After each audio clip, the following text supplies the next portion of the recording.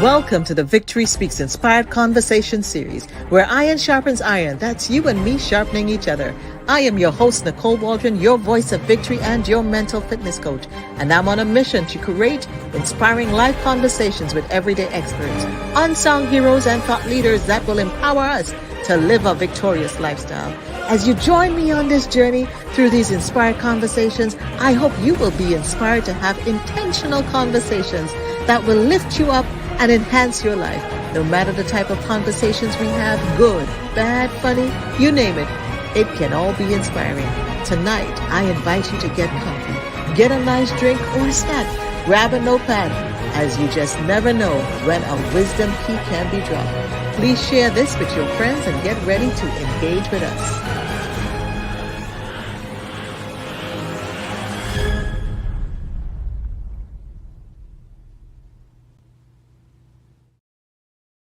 Good evening, good night, good morning, bonsoir, bonjour, comment allez-vous?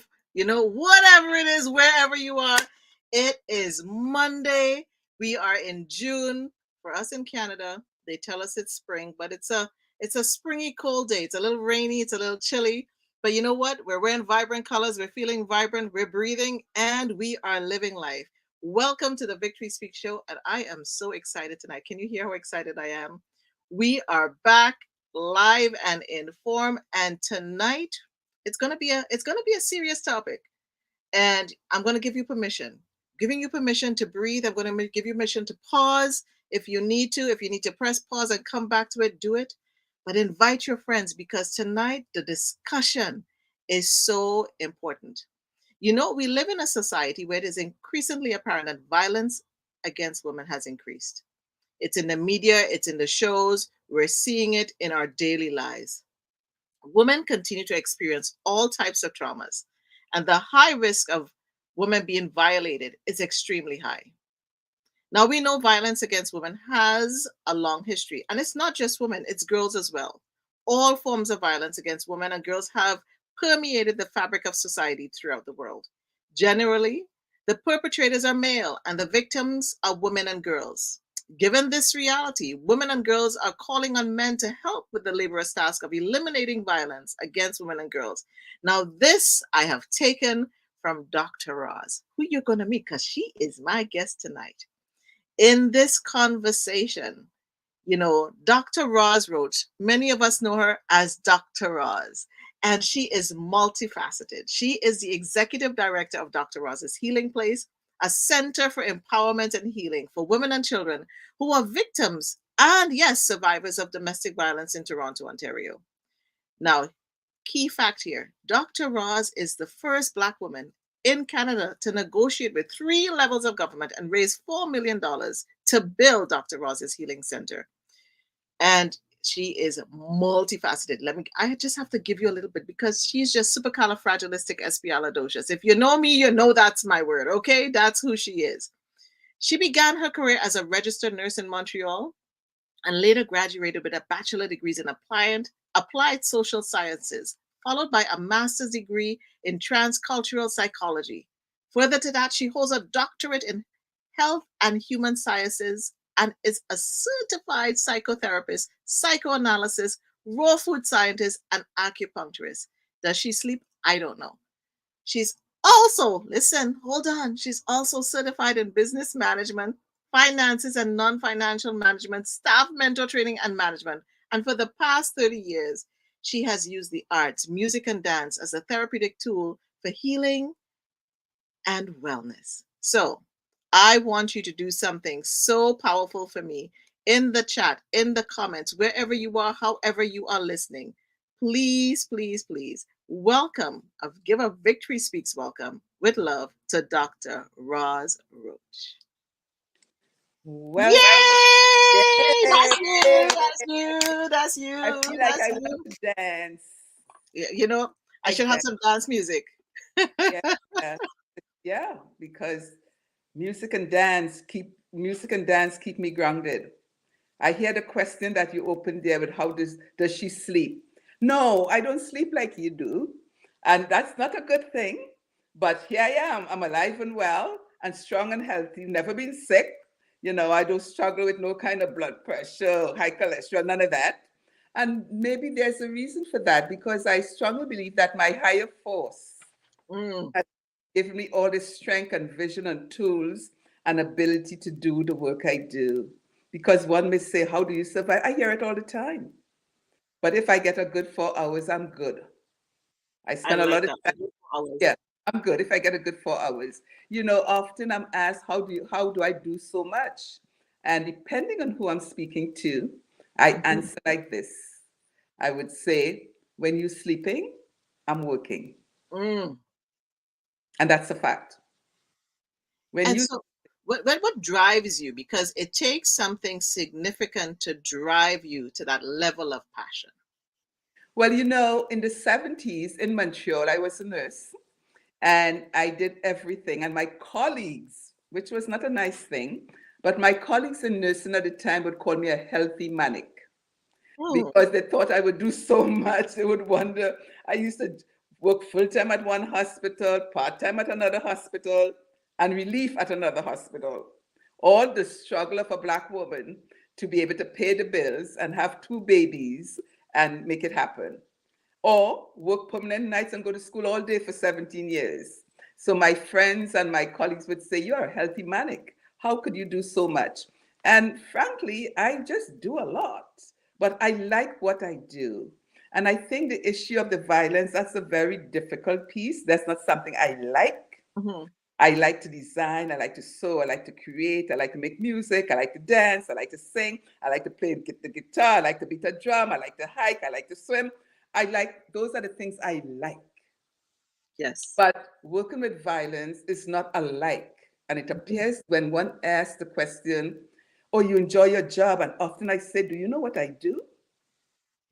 Or if I get to do an international assignment, they would say, you're so lucky.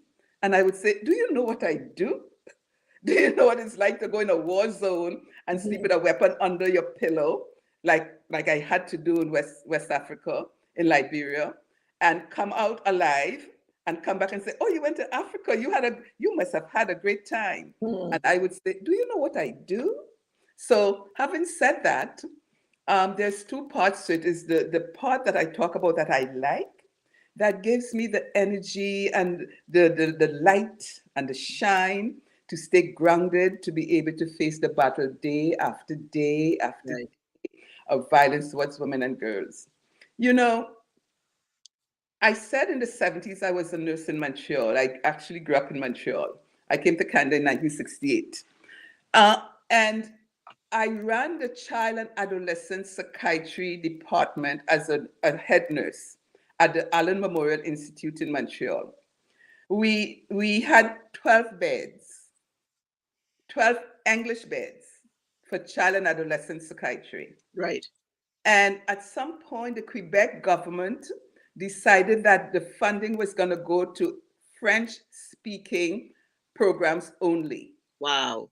So, and that was very political in the 70s, if you Right. recall, where it was about French and English. And if you didn't speak French, you couldn't be a professional. Like I had to parler français to be able to get my license as a nurse. You had to do that in 70s and 80s. And I think you still have to. So I remember getting a memo as the head nurse, and I'm a young head nurse with black, with a strong Caribbean accent, which I hold on to and I will never let go. Mhm. And looking the way I look, with my matted hair and a big plait here and a big braid at the other side. In those days, that was unheard of for a professional. And the funding was cut, and I got up one morning and I felt, what are we going to do with our 10 beds or 10 youth who, if we don't treat them, they're going to end up at Shawbridge, which was a prison for youth. And I was really saddened by that. So what did I do? I got in my vehicle and I went to Ottawa with no plans, no thoughts, no not knowing what I'm going to say, who I'm going to see. I did not know, but I went. And when I got there, driving from Montreal to Ottawa, it was an icy day and it was a horrible day, but I got there. And I went and I saw my prime minister. Pierre Elliott Trudeau, who has Wow. died, and now his son is our prime minister. So it speaks to how long I'm doing what I'm doing. 55 years. Yep. 55 years. And you Yep. look like 25. Yeah, but you know the deal. Yeah. Yeah. You have, you really have been taking care of yourself. Like, you're telling me a lot of what you do and the advocacy, and I want to get into that. I want to know a little bit about if I want to say, who is Dr. Roz? How could we describe Dr. Roz? I'm bold, I'm brave, I'm true, and I'm kind. I like that. Those are the legs you hear in one of the songs at the production when the abused woman asked me, "Who are you and why do you care? Why do you do so much for me? Why do you do so much for women and girls?" And those are the four pieces that I captured in Mhm. answering her in the music. Right. Um, I'm also someone who know how to self-love and self-care. So as I spend a lot of time doing for the world, I spend a lot of time doing for me. And what does that mean? I self-care. I don't speak to anybody from 7 to 9 every single day, no one, because I'm Mhm. spending time with me, doing what I need to do. I would do my breathing, my stretching, my laughing, my dancing, my beating my drum, my sweating, whatever I need to do from 7 to 9 every single day, I do it. And And why is that so important, out of especially for women? Dr. Ross, because so many women, they get up, they jump out of bed, they go to take care of the children. Why is it so important that we pause? It's important that we pause, but I think it's difficult for us as sisters, all of us, regardless of how we eat, how we sleep, or we sin. As women, it's difficult because we we somehow think or feel that our job on this world is to take care of everybody else but ourselves. Mhm.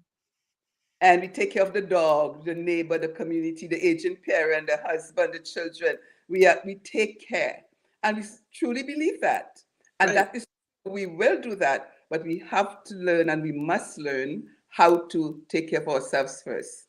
Because if you can't take care of you, don't pretend to know how to take care of me. I always remember you saying that. That has Yeah, always stuck with me. Yes. yeah. I just scorn people who would advise me. And I mean, I turn my face and I walk away and I smile. Or like, don't do this. Don't. And I'm still like, come on. You doing all the difficult, the wrong things. Learn how to take care of you first before you try to take care of me or anyone else. And I do it even in my family. Like, Right. don't take care of you. You're not doing that. So don't tell me, oh, Ross, you need to do this, or you need to rest, or you need to stop helping so many people, or you need to um, don't give away your money, or you need like, no, I got it. I You got it. you you, you literally walk the talk, and it's so easy to slip into things. And I know in the last year, especially now, and even being a caregiver myself, I've made a conscious decision that, and I know people come to me for advice, and I'm like, exactly what you're saying. There were times I was dropping the ball, and I sat down and I did a self-care audit. Because people do financial audits, but we don't do a self-care audit. What are you really doing for yourself? What does that look like? Am I really walking the talk? And even on this year, Dr. Roz, I'm actually taking that journey, and I'm taking the different people that I have met in my hemisphere, from the naturopath to whatever, and let's go on this journey together. I want to take women on a journey together, and it doesn't matter your size, it doesn't matter your age, because we get so intimidated by the fit people that Yeah. we Oh, don't want to. yeah. That's the problem. We as women, we kind of judge, oh, this person is so fit. And I recognize I was doing that. I was judging my own self by Yeah. other people's abilities. Yeah. Yeah. And I often hear when I talk about self-care to sisters, the guys of where I am in the world, they would often say something to me like, oh yeah, I self-care. I had my nails done. Oh, yeah, yeah, I hear that a lot. And I would say, no, no, no, no, no. That's the superficial care I'm talking about. That's good. That's the But fun part. yeah, I said to, I hear it all the time. Hmm. Oh, I took time to go and get my toes done or my feet done or my hair done. It's like, no, that's the superficial you. I'm talking about the deeper you, Yeah. the self-care, the spiritual, the emotional, the physical is the shell. Yes. But if you don't tackle the bigger self, which is your emotional self or your spiritual self, you're going to find yourself, the shell will find itself being very unhappy, because the shell, which is the physical you that you touched on about fitness, Mhm. that is the container of the real you. And if the real you is not cared for, that container will not be in top form. And it's actually not going to the gym. It's not about that. That Yeah, is, it's really how to take the time to be kind, how to take the time to give back to the universe so the universe can give back to you in a big way, how to take the time to breathe and to really breathe. Breathe deep into you, not the superficial breathing we do to stay alive. How to take the time to meditate or to pray, or what you do to bring yourself to a sense of balance, a sense of harmony. And that would help the physical. Marjorie Because says, wow. Marjorie is saying, wow. And I can tell why she's saying wow, because one of the things you just slipped in so subtly is being kind to yourself. Because we can be kind to others and we're giving, giving, giving, and you emptying, emptying, emptying. empty, empty. But are you kind to yourself and what that looks like? And you're really making people think as we tune in, as we listen. And before we get back into, more about Dr. Roz's healing place, you are one of those women that has been able to stand in the truth of who she is. As a woman, as a Black woman, what is, how has your Trinidadian heritage shaped you as a woman? Well, I like to say I'm a Caribbean woman. Ah, Trinidad is where I was born, but I'm really a Black Caribbean woman, mhm. because every Caribbean island I think is mine. So when I land on one of those small islands, I just feel I'm home. And how does this shape me? Clearly, as a young child, I had a tough life. I was born an orphan. I grew up with neighbor and tanty and the priest and the school. I did not grow up in a nuclear family. So I grew up learning very early how to survive, how to go without food, because I didn't have food. I grew up poor. I grew up, just bouncing from house to house. Who want me today? That's great. As a child, if they didn't want me today, I go by this one. That's how I grew up. So when one sees me today and think I came out of this, no, no, no, no, no. But one thing I dealt with in Trinidad, I've always dealt with racism Mm, in Trinidad. So I knew what racism is as a child without actually using the word, because my grandmother was from Venezuela. And my grandmother came to Trinidad and met my grandfather, who is a Black man. And this family came to be. And I was the darkest skin, or appeared to be the darkest skin in my family. And every single day, my granny and my stepmother, who was an Indian woman, would tell me, oh, your lips so thick, your hair so hard, your nose so big. And the N word was a password. mm. So by the time I got to Canada, I knew it was time to fight for rights and justice. And I used to say to myself, I can't wait to get big. What does big mean? It meant Yes, grow up. yeah. I used to lie on the floor in the living room where I slept, and I would say, I cannot wait to get big. And it meant I couldn't wait to grow up, to take charge, and to make a difference in the lives of many. And that's why I very early became an activist. Like my daughter told me once, Mom, you have to pick your battles. I said to her, all these battles are mine. Mm.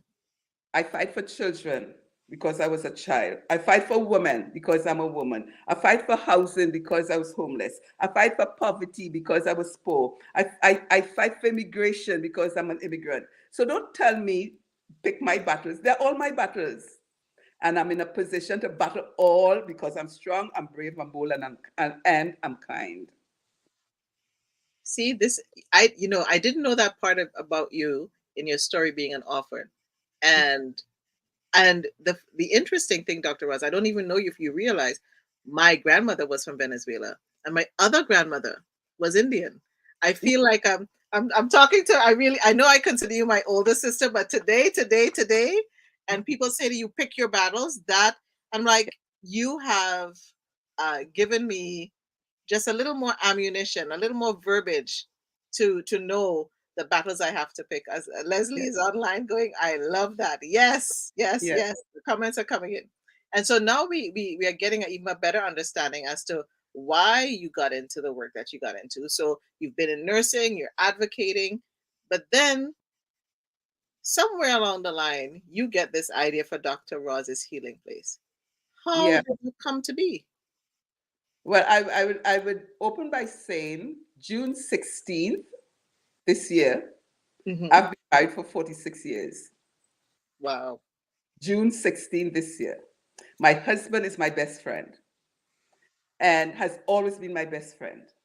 So I got into the work.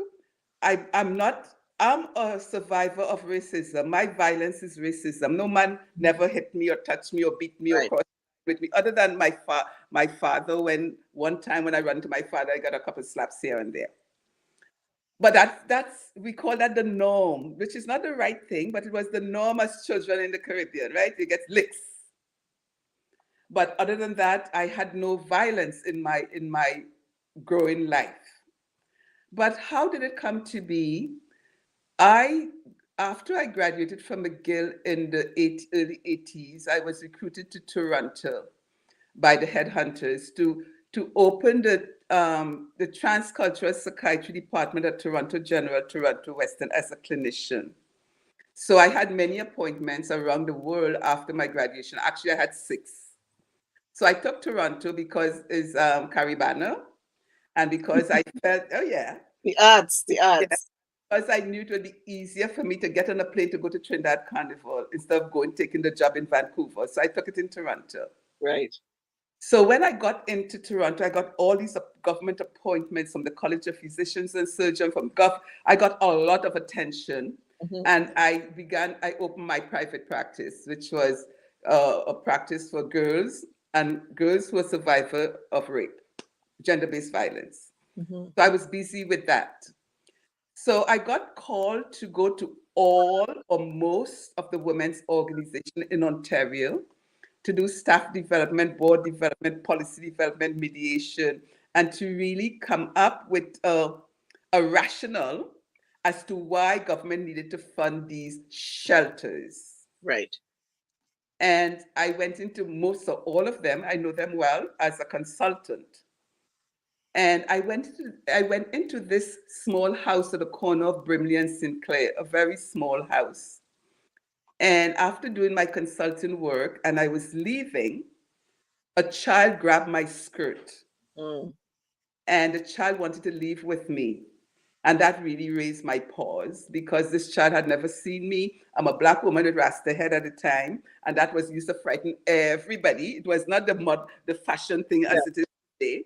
Everybody used to scorn me or look at me and judge me. Maybe she's a drug addict, maybe she's selling drugs. You know, all the stereotypical Yeah. things in the 80s and the 90s with dreadlocks. But this little white child wanted to leave with me. And I spoke to a staff who still works with me. And I said, "Where's the mother?" The staff said, "She's upstairs sleeping." And we had to unlock the child's fingers from my skirt. Wow. The child was Wow. about 5 to 6 years old. And I went in my vehicle and I just got welled up with tears because that little house was dilapidated. It was infested with all sorts of bugs and roaches, and it was horrible. But that's where women ran to hide from the Hmm. abuser. And I sat in my vehicle and I thought, if I had to leave an abusive situation and come to this, I would stay in the abuse. Yes. Yeah. I, I got teary. And then I look at my privilege at the moment. So I called my girlfriend, who was a nurse at Providence Center, which is up the street. And I said to her, I said, "I think I'm going to close my private practice, raise money, and build a center for women and children who are fleeing violence, a place that is conducive to wellness and healing." Hmm. And my friend said to me, "Why would you want to do that? There is no money in that. With all your education, why would you do that?" She disappointed me by saying that. So I quickly cut her off. And then I called my soulmate, who is still my dearest friend, my dearest sister. Her name is Senator Mary Lou McPhedran. This is a white woman. and she's family. I called Lulu and I said to Lulu, I said, Lulu, where are you? She said she was at Women's College Hospital. I said to her, can I see you? She said, yes. Meet me this evening at the McGill Club, which was a rich white woman's club downtown Toronto, private club. Each time I go to McGill Club, they thought I was Mary Lou's housekeeper. Each time. So Mary Lou and I had a good Wow. laugh. And I said, you know, if I come there, they would think I'm your housekeeper. And Mary Lou used her language and said what she said. And I went and I met Mary Lou. We sat in a hot tub, and this is about 30 years ago, eh? We sat in a hot tub and I waited the moment. When I got the moment, I said to Lou, I said, Lulu, I think I'm going to close my private practice and raise money and build a center for women and girls who are survivors of violence. And I told her why.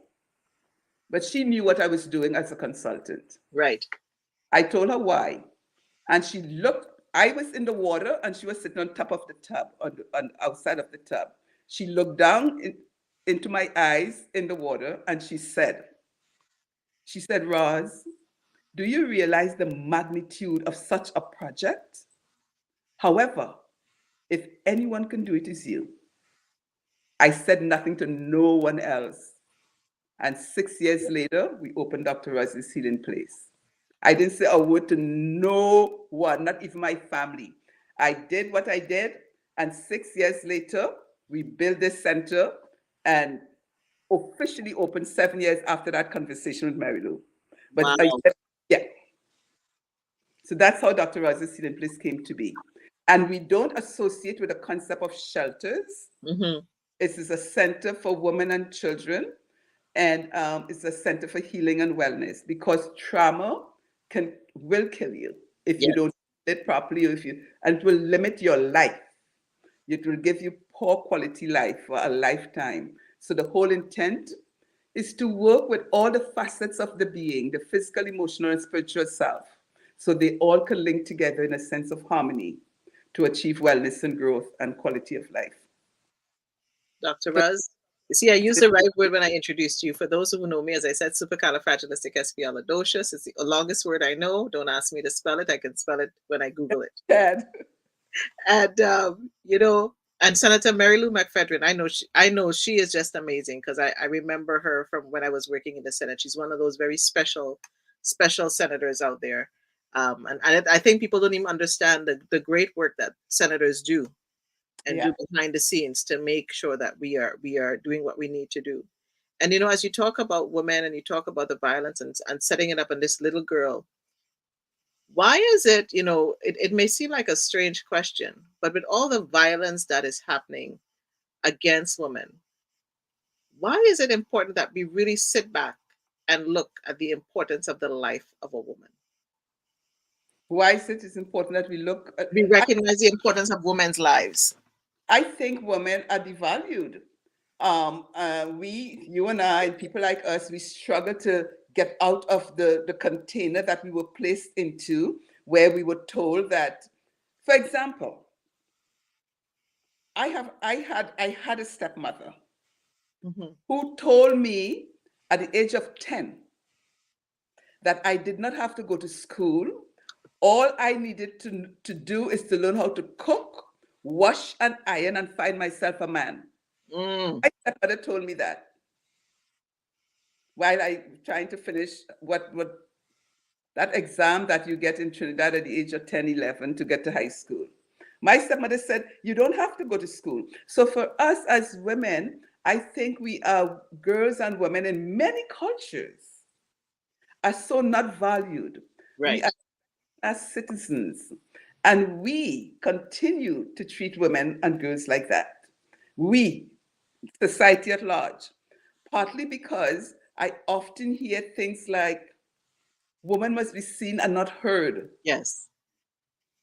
I often hear things being said to boys, little boys, don't cry, don't be a little girl, don't cry, Right. cry for girls. But I heard other words which I would not use here, like CC and all those words. Yeah. So we as a people, we continue to oppress little girls and women. We dress our little girls in pink and we put our boys in blue and we Yeah. say, be tough, be tough, be aggressive. And little girls, don't be quiet, know your place, don't talk. And I think that in itself is a huge setback in society. And this is what we do to continue. Like I would continue speaking to girls and boys the same way, Right. the same things to them. Um, but I just want to bring this thought into the conversation because it's something that I had to explain with my two children. I have a son and a daughter. They are adults. But when they were young, when my daughter was about 12 or 14, she was 14, the son was able to go and play basketball with his group and come home at a Right. certain time. The daughter, I said to her one day, don't walk into this house at this time of the evening. How did you get home? Mm. Walked. And I said, don't you come into this house at this time at walking. And she said to me, she said, Mom, you're a hypocrite. Oh. She said, why is it that my brother could come in at 8 and 9 and I can't come in at 8 and 9? I said, so let me be clear. Your brother is also a group of boys. Mm-hmm. You are alone. Your brother does not walk anywhere. He gets dropped and picked up. When you walk into the streets, 7 and 8, you're a girl. And Mm-hmm. that's the reality. In as much as we're fighting to make boys and girls in an equal space as parents, we still have from time to time, we have to take away the girl's rights sometimes just to protect her, Right. because the way the world is set up. So I explained to my daughter, I said, Atiba does not walk. First of all, he's 6'4". Yeah. He's never anywhere by himself. Yes. You cannot walk in the dark by yourself, daughter, because they're gonna jump you, they can hurt you. You know, and she was having problems with the equal way of parenting, Mm-hmm. but as she grew, she got it. And that is how society is set up for us. It created a space for us to, while we say we should treat our boys like we treat our girls, we just cannot always take the risk because we put our girls at risk if we say, well, he comes in at 10, you can come in at 10 too by yourself. That's a risk. And that makes for a really big conversation. I think we definitely need to have a really a robust discussion on this one day because that the nuances of it and how we make our girls safe. And before we go into the next piece, what advice could you give to parents raising daughters in particular to help them to know their value? Because it almost feels like I find a lot of women, and I mean I was a victim of that myself, not understanding my value, my identity, my worth. How do we instill that in them from young so they have the fortitude? Well, what comes to mind, and always speak from my heart and not my head. What comes to mind, I think it goes back to my childhood. I mentioned earlier what my childhood was like. Now, I had an auntie, she has since passed.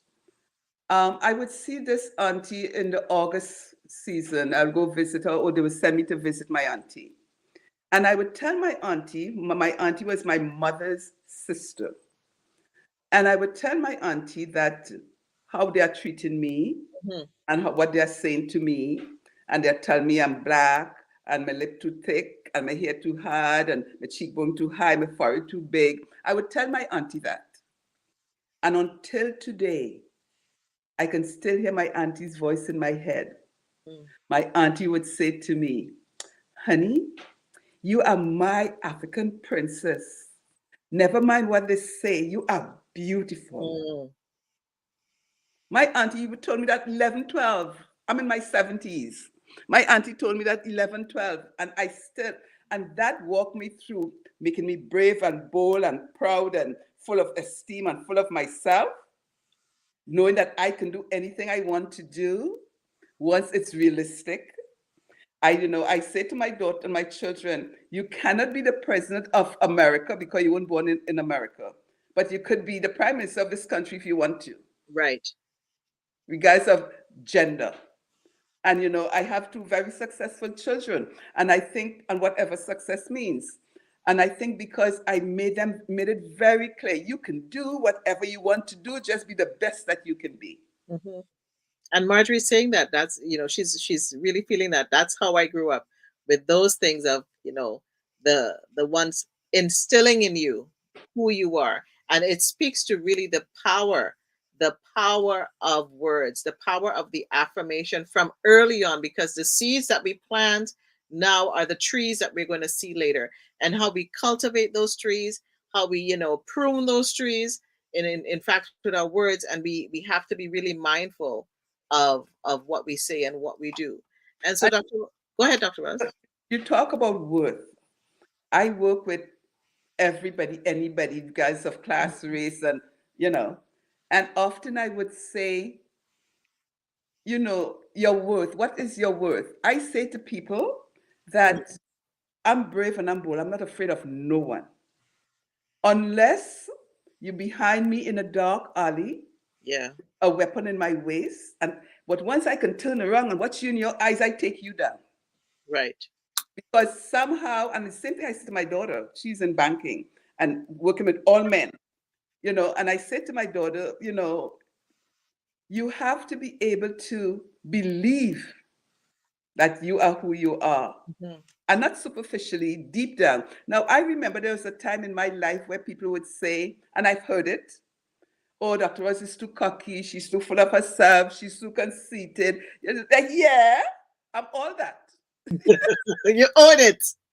Yeah, I'm all that, and I own it. Because when you get confident and you take up your space and you keep your head up high and put your breast up to the sky, you Hmm. would hear those kind of weaklings. Oh, she's so full of herself, she's so cocky, and using all kind of words that sometimes cannot be understood. And I would say, well, yeah, yeah, we as a black woman, I have to be all that, full of myself, because that's the only way you build your confidence. And in building confidence, it means also respecting everyone around you. I like everybody, but it doesn't matter if you like me or not because I like me. It hold on. It doesn't matter if you like me or not, because I like me. That somebody put that in the chat, because that is a takeaway. If Mhm. we can It get does. that into ourselves, if we can get that into our young girls, if we can get that into our young boys, and it's not even a matter of. It's funny how when we walk in our confidence and the fullness of who we are, we tell people that they're cocky. Yeah, Madge Hills is giving a round of applause. Yes, Madge, I'm right there with you, because we are not being cocky. We are owning ourselves. We're standing in the truth of who we are, which, yeah, for so long, depending on where you grew up and your community and your society, and especially as Black people being enslaved, you yeah, were you could not take your value. You could not fully walk in your worth.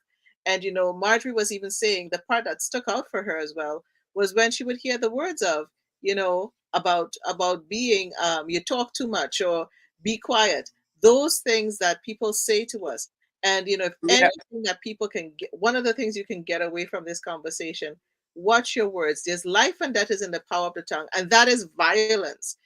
We are violent in how we speak to one another, and what we say and what we don't say. And as I say that, Dr. Roz, when people talk about and hear about women being abused, they Yeah, just think physical. Can yeah. you share the different types of abuse that women experience that could have them ending up having to find looking for a safe place?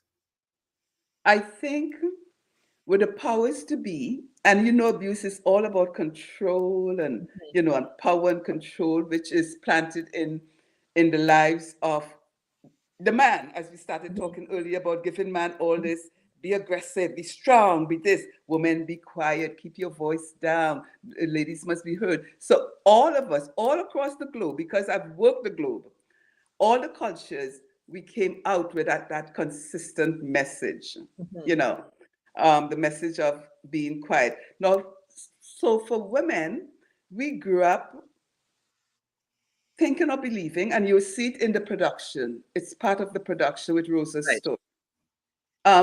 Believing that men own us and we are the property of men. I hear sisters say things to me when I would say some as I travel, not so much here, but when I travel, I would say things like, Let's go do this. You kidding? My husband won't let me go and do this. You kidding? I can't go, girl. If I go out, I have to have a man. I'm in Antigua and I go to the beach to get food from the woman who cooks for me when I'm there. Right. So this woman comes up to me and she said, "Oh, Dr. Roz, you're back. Da, da, da, da, da, da." Yes, nice to see you. Did your husband come with you? And I said, my husband? I said, "Look, my husband's a working man. I do my thing, he does his." And she said, "I would never be able to go on a vacation without a man." Wow. Wow. I just gently touched her and I said, "Honey, why don't you try it?" I say, "You seem afraid to Mm. be with yourself. You seem Ooh. afraid." Yeah. I said to her, "You seem to be afraid to be with you. You seem to be, but you have to be your own best friend." I said to her, "You have to be comfortable being alone. You have to be comfortable, be your own company, be your own best friend." So a lot of women would say, "I cannot do this because I don't have a man," and they limit their lives. And I think that in itself has created a space, set us up to go through all form of abuse, Right. which is the physical, and the physical is the physical heals in 6 and 8 weeks, Right. but all abuse would last a lifetime. The sexual abuse, the sexual violence, it will last a lifetime. You have the evil. So when all these different forms of abuses are happening, it affects your soul. It affects Mm. your spiritual self, your spiritual being. And Sistas Calling, the production, the story on the stage is going to speak to all of that. So why did you, because you've been doing advocacy, all different ways. And now you have taken on, we know you playing mass, we know you're doing all sorts of stuff, but now you're taking on a mass thing like a production. What is the difference now that you're going into this realm? Why are you going here? I'll tell you why I'm going there. Because for about 30 years, I've been running around the world as an academic with a briefcase full of papers and brochures and handouts and articles on a Right. stage into 200, 300, 400 people. And the same people come to these conferences and workshops year after year after year after year. Look at where we are today with violence. It has not these traditional way of educating and the traditional way of reaching out to the world has not really done much for us. Right. Yesterday, like an article, and I'm thinking like, oh God, here we go again. The same literature, the same way of explaining the violence and the abuse. But look at where we are today. Um, Stats Canada published that in the last 5 years, violence has increased year after year after year consecutively in the last 5 years. So in 5 years from now, or 10 years from now, where would we be? Now, I told you I went to see Pierre Elliott Trudeau. Mm-hmm. I did not tell you what I said to Prime Minister Trudeau as a little young black girl with a strong Trinidad accent that frightened him at the time because he maybe couldn't understand what I was trying to say. I told Mr. Prime Minister, I said, "Mr. Prime Minister, they have cut off funding. Our kids that we are serving will end up at Shawbridge. And if we don't have a place to treat and to help these kids, in 5 years from now," I'm talking about 1972, 73, 74, 75, eh? I say in 5 years from now, Mm-hmm. violence will be permeate of fabric of our society. That's almost 40, 50 years ago. And look at where we are today. So why did I turn to culture and art and music and dance? Because it's another way to educate, Yes. another way to inform, another way to penetrate the psyche of the beings. Mm-hmm. Because the brochures and the handouts and the flip charts and the overheads, that does not work. The articles published, that only helping the academics. That does not work. So I'm using music and dance and theater to penetrate the psyche of the being, everybody. And don't ask me who is your audience. My audience is the globe because Yes. violence is penetrating us all. Mhm. It is killing our brothers, our sisters, our women. Everyone needs to know how to make a difference, how to help with the solution, and how to stop the violence. What I like about this is that we definitely know people are into the arts. One thing is music, whether it's song, whether it's dance. it's like a universal language. Yes, And so when we look at Sisters Calling, tell us, what is Sisters Calling? What is the production about? and I think I would like to tell you, as I wrote it off my head 6 years Okay. ago. Sistas Calling is a riveting and explosive musical theatre production aimed to inform and educate through the medium of performing arts. Sistas Calling is an anti-violence, anti-racism messaging production. Sistas Calling is a musical dance symposium educating the public educating the public about the violence. Sistas Calling is Rosa's story. Mm, Rosa is an ex-resident of Dr.Roz's Healing Place, a center for abused women and children. Rosa came to Canada to meet her abusive partner, to meet her husband. She did not know he was abusive. right. She knew no one in this country. She could not speak the language. When she came to Canada, her partner told her that she could not call her parents back home. And if she did, once a month for 15 minutes, he has to be there and he has to listen to everything she's saying. Wow. So Rosa would call her parents and she would lie once a month because she was afraid to tell. He also told Rosa that what happens in the household stays in the household. She couldn't tell anyone. But the abuse continued. And then one day, she was watching the CBC News, where a woman from Dr. Roz's Healing Place had gone back to her abusive husband, and the man killed her and his 2 children. And that's real, all real news. So what did Rosa do? She grabbed her 4-year-old child and she ran while he was at a meeting. She then saw a passerby on the street, asked the passerby for the police station. She walked for 2 hours barefooted to the police station. Wow. And the police brought her to Dr. Roz's Healing Place. When she got to Dr. Roz's Healing Place, she met a warrior. She met me. I told her that no one has the right to treat her like that. I told her that we would help her. I told her we would help her with housing, we would help her with schooling, we'd help her child with daycare. She wanted to become a warrior. She got housing, it was approved. And the day we sent her to pick up the keys, when the landlord saw that she was a woman of color, he told her it was taken. Wow. She came back to the warrior in therapy and she told the warrior. The warrior told her that was racism. She had never heard the word or never experienced it in the country she came from. She continued in therapy with the warrior.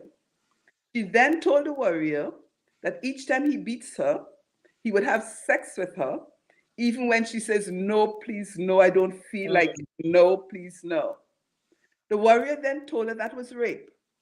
Mm-hmm. She did not believe that your husband can rape you. Right. So she continued work with the warrior. The warrior, then she asked the warrior, who are you and why do you care so much? I've never had this service in the country I came from. The warrior then explained to her. I introduced myself to her in song and dance. Yes. She continued working with the warrior, and then she began to lose faith.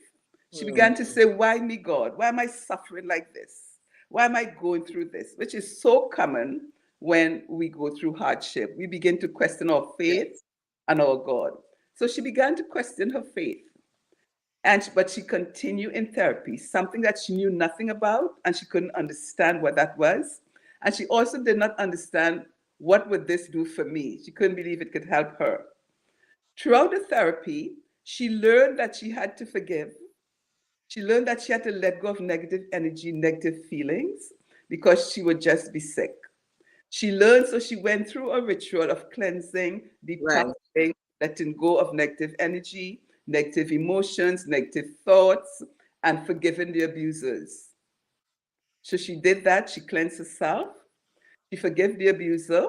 She was now able to find her strength, her beautiful qualities, and at the end of it all, she had a huge celebration and she became a warrior. That's Sisters Sistas Calling. Sistas Calling. I mean, I can't wait for the production. And tell us about the music because you have done all the music. All the music, all the How many songwriting. songs did you write for Sistas Calling? But I'm a songwriter for a long time. You just didn't know. I wrote a lot of songs for artists to help build Dr.Roz's healing place. You dance into song and you don't know I'm the writer. Because no, it's true, because I'm the ghostwriter Right. between me and the artist. But you dance into song that I have written. I That's want, amazing. yeah, yeah. So I'm a great songwriter. I'm a great musician. And I say that because I still get paid for that for artists. Because you're getting the residual money is coming in. So No, no, not no, not so much that, but new artists. I have a lot of new artists in my world. if I I could just sing, I if I just could sing, I would have you write a song. I just came out of carnival and Famanapi ran me down. Hey, Dr. Roz, I want a piece. Right? No, no, but I just don't have time for everybody who wants Right. something. But I write. I'm good with writing. I don't sing, but I will go on stage and sing. I'm not a singer.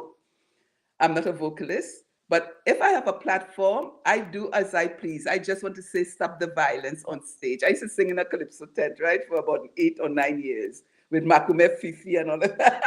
I love it. Party saying this is I a used to voice of sing with comfort. Jason, with Ramajit, and people would say, I say to them, listen, if I'm off key, it really doesn't matter because I just want to say, stop the violence. So Right. if I write has to have a message, a strong message. I don't do the, yeah. I like the fact something you said in there that was so empowering. My message is more important than how I sound. Yeah, Yes, and that I'm is more than a brave and I couldn't get to hoots. So when you say, oh, Dr. Ross is out of key, so what? Why should I be in key? But I'm in key. But if somebody said that a woman, woman used to come to the calypso tent and say, I just come here, I came here just to see what Dr. Ross is doing. And and they would come just to see what I'm doing and what I'm right. saying at that stage. I love it. So Dr. Mhm. Roz, so before we go in, I want to play them a bit of the music. So Okay. I know the show is on July the 8th. Tickets are available, and I've put the stuff up on the website. Now, folks, the balcony is already sold out. There's just a smidgen of VIP tickets left. Yeah. And so there's only the $100 orchestra seating is left. But the beautiful thing is, too, when you buy tickets for the show, you also get access to the because it's at the Aga Khan, you get access to the Rumi and the Religion of Love. Is it a Exhibition. exhibition? So sorry. And so definitely you're getting like a 3-for-1 deal. So Yeah. listen here. I have a little song here, and it's a little song, but it's a big song. It's a little big song. And Dr. Roz, since I heard the song, I Yeah. am waking up singing the song. I'm going like, no, no, no, no. You guys are gonna go. So okay, I'm gonna try and add this to the stream, and let's see if we can hear a little bit of Dr. Roz's song that she is doing now. Okay, we're ready. We're gonna play it. Kick up. Pick up. Pick up. Can't touch this, can't touch this. No permission given. Can't touch this, can't touch this. What did you hear, man? Take your hands off me. I'm heading to my destiny. And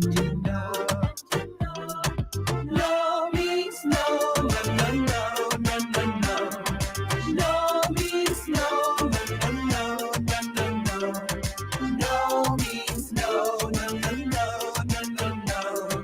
No means no, no, no, no, no, no, no.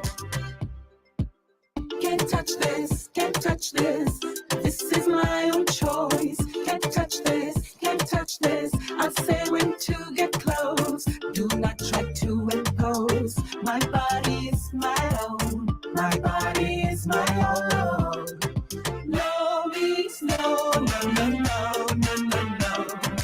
No means no, no, no, no, no, no, no.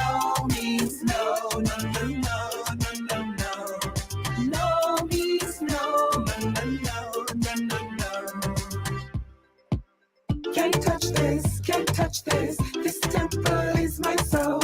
Can't touch this, can't touch this. What the hell do you suppose is happening when you get close up to my pose? Close up to my pose. No means no, no, no, no, no, no, no.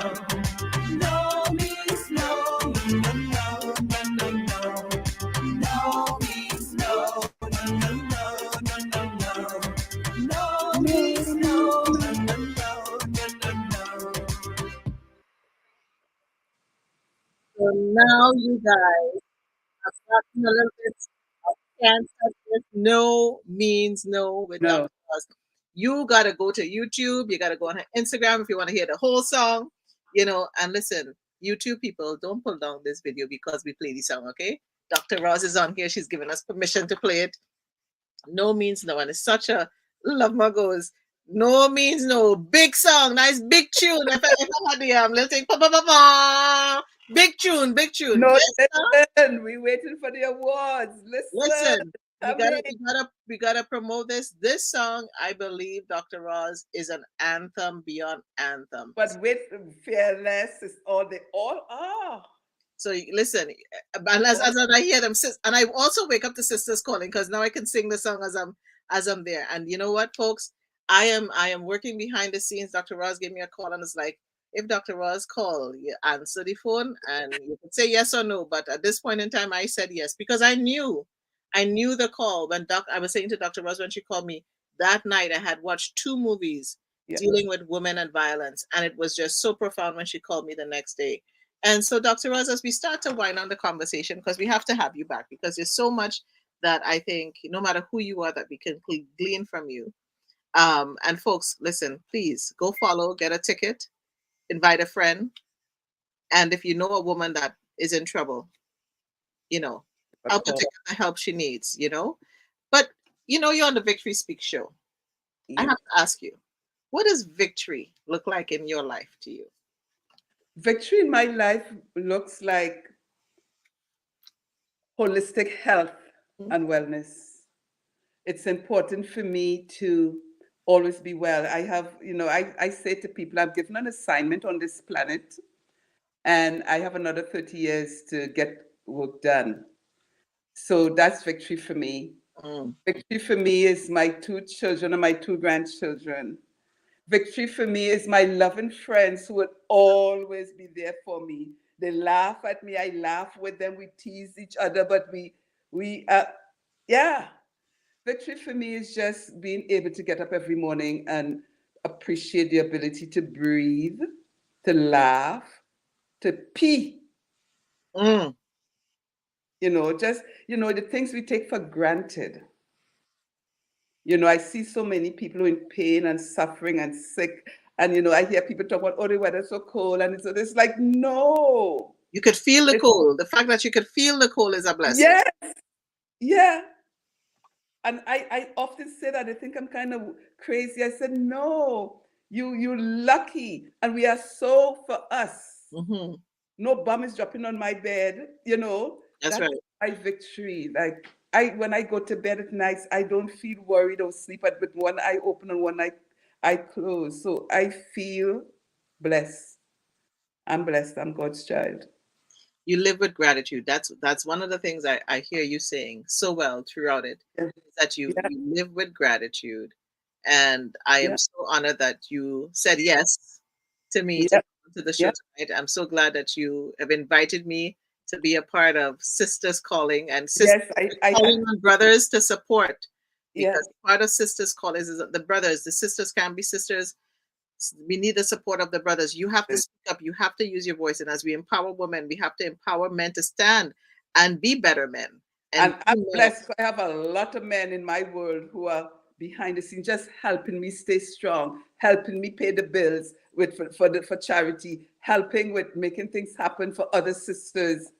My husband and my son, the 2 biggest men in the world.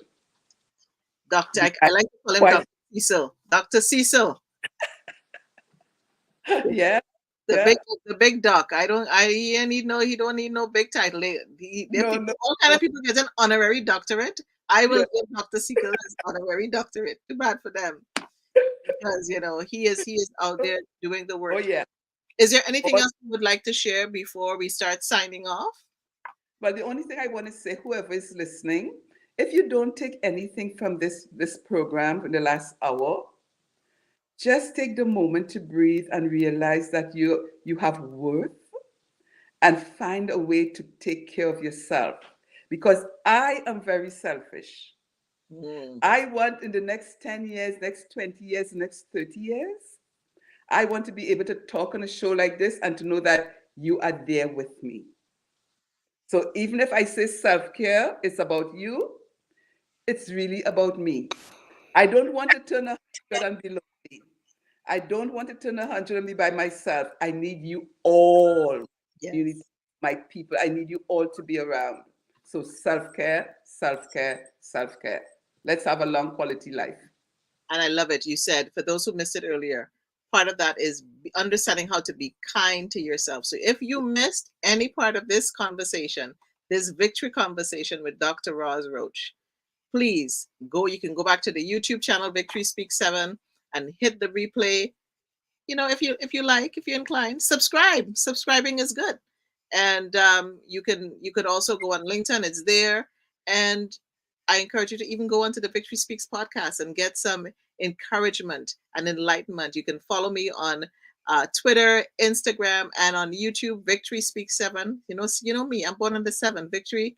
And victory is my name. Nicole means victory of the people. And there's so much power in a name.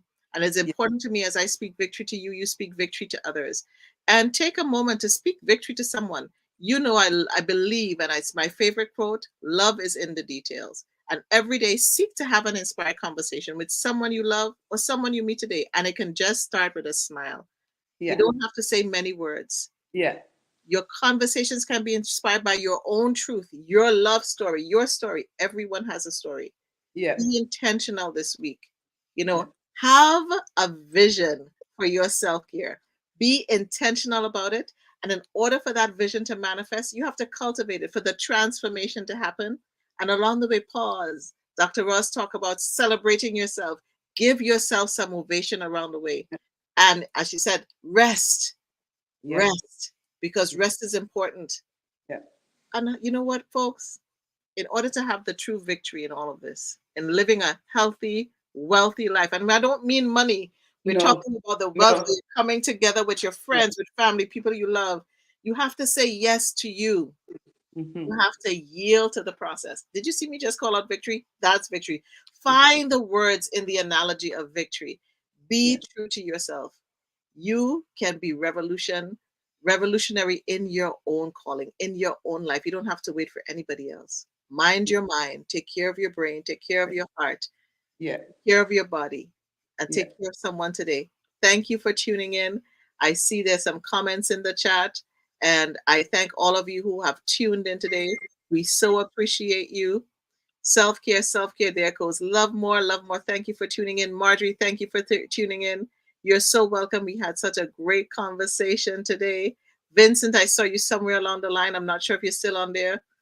Um, Marjorie, you missed the last 10 minutes. Tell your daughter don't call you in the middle of a show, but that's okay. You love her. So I'm going to give you permission, but you can go back and watch the last 10 minutes. So Oh, thank you all, and God bless, and God willing, we will see you next week and continue to let your victory speak for I'll yourself. see you at Sisters Calling, July the 8th. Yes, Uh, July the 8th, yeah, Sistas Calling.